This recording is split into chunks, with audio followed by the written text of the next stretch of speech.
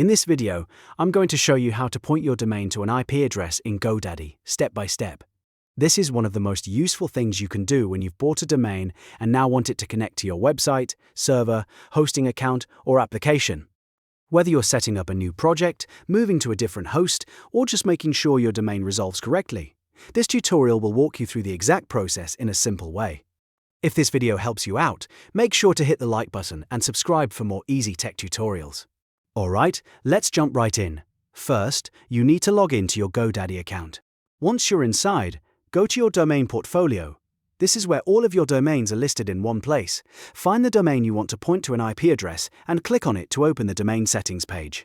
This page gives you access to everything related to that specific domain, including DNS management. Now look for the DNS tab or DNS button. Click that to open your DNS records. DNS is basically the system that tells the internet where your domain should go. In this case, we're going to edit or create an A record, which is the record type used to point a domain directly to an IP address. Once the DNS records load, look through the list carefully and find an A record where the name is @ symbol. The @ symbol represents your root domain, so this means your main domain without anything added in front of it. For example, if your domain is yourdomain.com, then the @ symbol stands for that exact root address. If that A record already exists, click the edit icon next to it. This lets you update the current record instead of making a duplicate. If you do not see one already listed, click Add New Record.